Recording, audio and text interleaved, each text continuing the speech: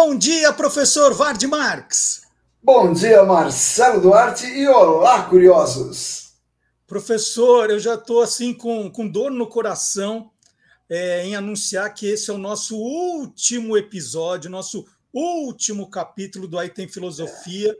E eu quero saber qual foi o filósofo que disse que o que é bom dura pouco. Olha, eu não sei quem foi, mas rapaz, ele acertou na mosca. E tem um negócio que é uma coisa, eu acho que todo professor de história, que é a experiência que eu tenho, ser professor de história, todo professor de história tem essa sensação, puxa, tinha tantas outras coisas para eu falar. Sempre tem, né? Muito assunto. E nós chegamos aqui naquelas correntes de pensamento, porque as coisas se misturam bastante agora. Às vezes quem propõe uma corrente filosófica é um linguista, depois outro é um sociólogo, outro é um comunicador e tal, e a gente vai trabalhando. Por exemplo, a gente começa a conversa de hoje com um negócio chamado estruturalismo. Que é? Então, estruturalismo ele é muito presente. Qualquer um que tenha passado na porta de uma faculdade de comunicação ouviu falar disso. Comunicação, letras, ouviu falar de estruturalismo. Que é buscar entender o mundo encontrando a estrutura das coisas. Você fala, mas isso é óbvio. Não era óbvio até surgir o estruturalismo, porque as pessoas olhavam o todo e falavam, é isso. E os estruturalistas dizem, peraí, é isso agora, mas essa estrutura é única ou ela se repete? E você vai encontrar estruturas que se repetem. Quem começou com essa história foi, aliás, o campo da linguística, com um suíço francês, né, francófono, chamado Ferdinand Saussure, que foi, apesar de estar falando de filosofia contemporânea, essa brincadeira aqui começa na primeira metade do século XX. E ele dizia, olha, toda linguagem tem uma estrutura básica, independente do idioma. E buscar a estrutura, isso é uma ideia que vai se espalhar por psicologia, antropologia, sociologia e pela própria filosofia em si. Isso dentre outros ramos da ciência. Para facilitar o entendimento, mas estrutura como assim? Para facilitar, vamos para o exemplo. Em 1954, um cineasta japonês chamado Akira Kurosawa, o mais famoso aqui no Ocidente, lançou um filme chamado Os Sete Samurais. Grande sucesso. Sim. Isso foi em 54. Em 60, lá nos Estados Unidos, lançaram um faroeste dos bons, raiz, chamado Sete Homens e um Destino. E em 1998, fizeram uma animação chamada Vida de Inseto. Bom, o primeiro filme se passa no Japão medieval, um bang bang que se passa no século XIX e um desenho animado sobre bichinhos. Não podiam ser coisas mais diferentes uma das outras. Só que os três têm a mesma estrutura, ou seja, apesar de muitíssimo diferentes, eles contam a mesma história. É a mesma história. Assim como, quer outro exemplo? O Rei Leão. Nossa, é uma história perfeita, amarradinha, etc. Talvez porque ela tenha sido escrita há 500 anos e a gente conhece com o nome de Hamlet, o príncipe da Dinamarca do Shakespeare. Uhum. A principal peça do Shakespeare é o Rei Leão. É uma adaptação? A mesma estrutura. O estruturalismo teve assim, o seu auge nos anos 50, 60, as décadas de 1950 e 60. E, para complicar um pouco mais, ali entre anos 60 e 70, começou a se desenvolver, pensadores começaram a desenvolver uma crítica do estruturalismo, chamado de pós-estruturalismo, afirmando que as tais estruturas, elas não são fixas. O que vai nos dar muito do que a gente tem hoje, que pode ser resumido na seguinte expressão: ah, bicho, cada caso é um caso. Uma coisa é uma coisa, outra coisa é outra coisa. Por exemplo, um dos pensadores, o Roland Barthes, publicou lá em 1967 um artigo, aliás, chamado A Morte do Autor. Falando de autor literário. E ele dizia o seguinte: o autor, até aquele momento, o autor é quem dava sentido para o texto. Quando você queria saber, mas afinal, o que esse texto quer dizer, você virava autor. Afinal, o que você quis dizer? É a autoridade máxima. Mas ele diz, não. O autor, nesse sentido, está morto. E entra no lugar dele o leitor, que é o intérprete final de qualquer texto. Por isso que você leu um livro e gostou, e o Zebedeu leu o mesmo livro, ele tem a mesma formação cultural, etc, etc, e não gostou. Uhum. Cada caso é um caso. Tem outros nomes, além do Barthes, outros nomes aí de importantes? Sim. Tirando o Barthes e o Saussure, que eu já falei, tem um cara muito bom, que é o Louis Althusser, e esse é bem lá do estruturalismo raiz. E o pessoal do pós-estruturalismo, você tem grandes filósofos, figurinhas carimbadíssimas, que é Michel Foucault, Gilles Deleuze, Jacques Derrida. Como você vê, é bom afinar o seu francês para entrar nesse campo da filosofia aqui, porque os caras vão nadar de braçada. Outro cara importante, Edgar Morin. Ah, ele é estruturalista? Não, esse cara é do bloco do eu sozinho. Mas ele criou um negócio chamado pensamento complexo. A palavra complexo no latim significa aquilo que é tecido junto. E é assim que o Morin diz que a gente deveria entender a realidade. E ele não é maluco, não. Porque as coisas todas da nossa realidade se interpenetram e se influenciam mutuamente. Tudo se liga a tudo, não tem nada isolado. Então, é preciso você ligar. Não adianta você ficar só na cultura científica. Você pega a cultura científica, laboratório, experimento e tal, liga na cultura humanística, do texto, da interpretação, do veja bem, do não é bem assim. Ou, para citar uma frase do próprio Edgar Morin, o ser humano é complexo porque ele concentra múltiplas perspectivas. Ele é social, econômico, político, psicológico. É, ao mesmo tempo, um ser de sabedoria e de loucura. E não podemos dizer que esse cara está errado. Né? Ele tem uma visão bastante ampla e profunda sobre o mundo que a gente vive. Outra pensadora independente, uma mulher, Hannah Arendt.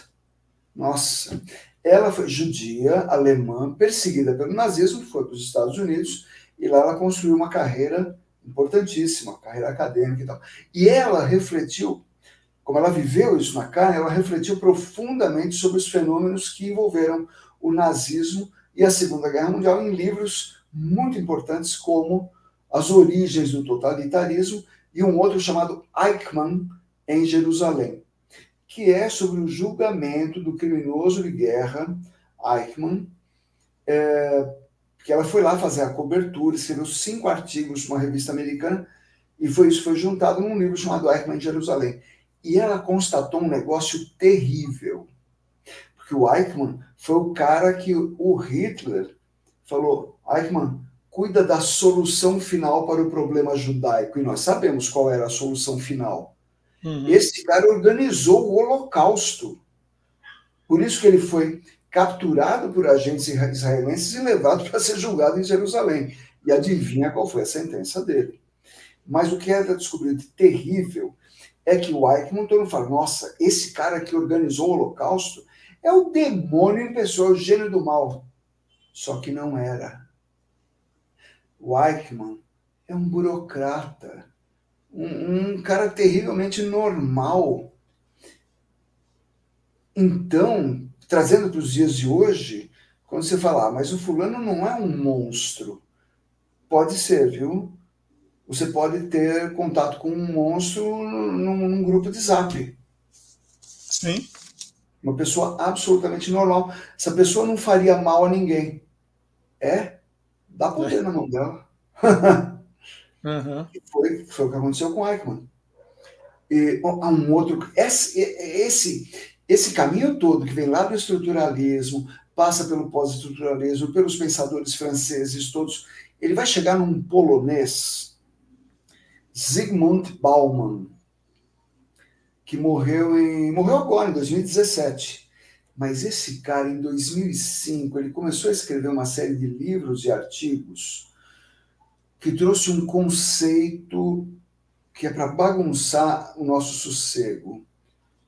Ele veio com a ideia de tempos líquidos, que os tempos em que a gente está vivendo são líquidos. Por isso é que a gente tem a sensação de que nada é sólido, nada é firme, nada é para sempre. Nada. A vida, o emprego, relacionamento, amor, família, amizade. Sabe quando a pessoa fala, puxa, você conheceu essa pessoa há 2 meses e já vai casar? Casa, se não der certo, depois separa.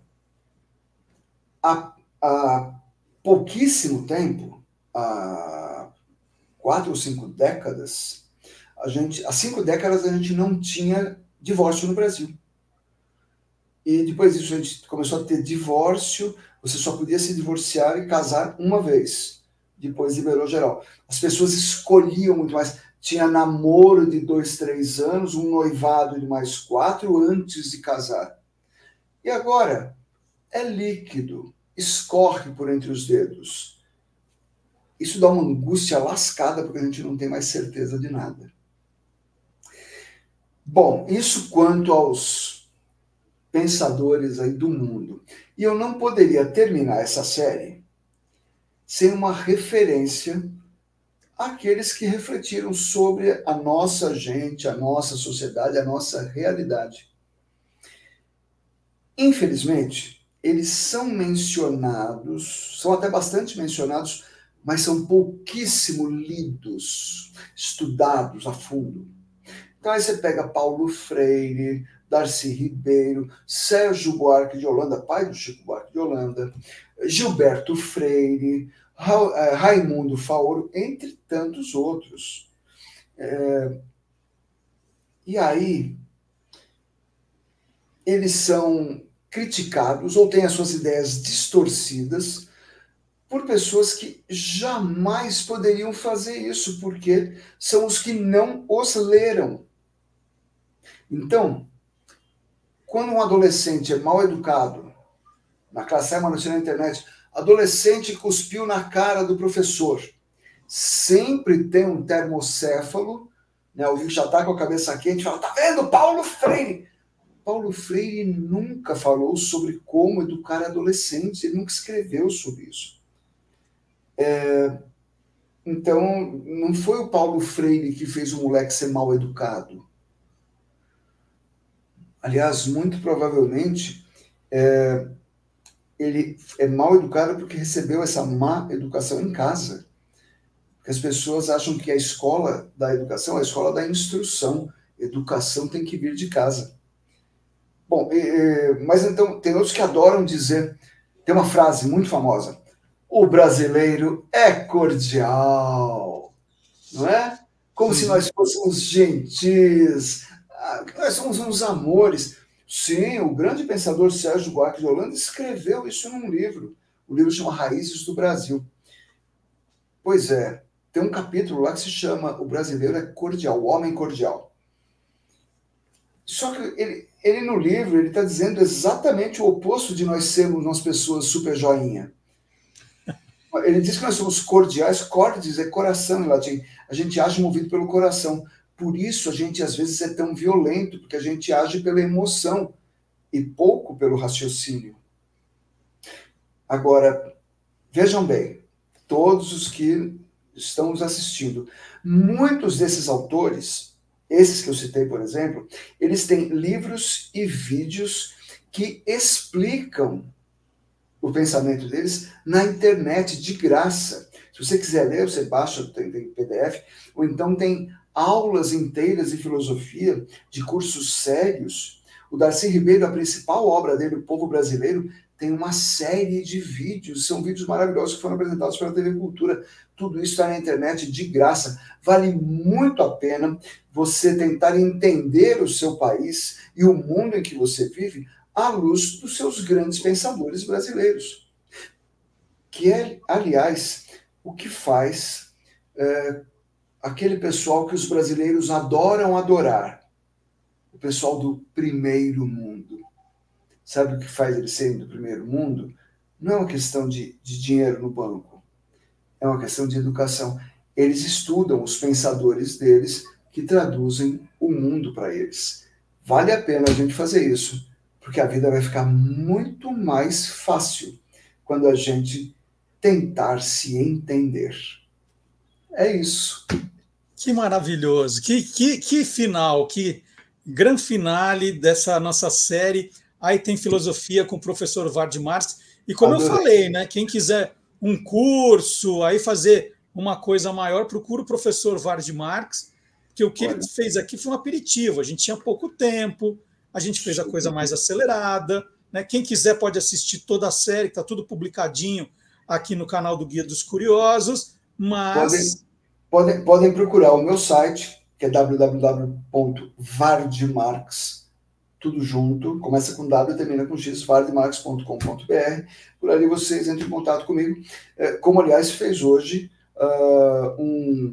um cidadão aqui da minha cidade, de São Caetano, Regis, grande abraço, Regis, que nos assiste, que falou assim, estou adorando as aulas que eu estou tendo. Isso é um bate-papo que a gente está fazendo, porque aprender tem que ser nesse clima de bate-papo mesmo, senão fica chato. E os comentários que a gente tem recebido aqui no YouTube, todo mundo falando assim, estou adorando, e comenta. O Vard é o mais comentado aqui, graças ao IT Filosofia. Terminamos hoje, mas no próximo programa, na véspera de Natal, o Vard vem com uma surpresa para a gente. Eu já sei o que é, mas não vou revelar. Não. É uma historinha muito legal, porque aí tem história. Aí tem história mesmo. Vard, muito obrigado por hoje, por toda a série. Dia 23 estaremos aqui de volta, tá bom? Valeu, gente. Tchau, tchau. Grande abraço. Um abraço. Bom final de semana. Tchau a todos.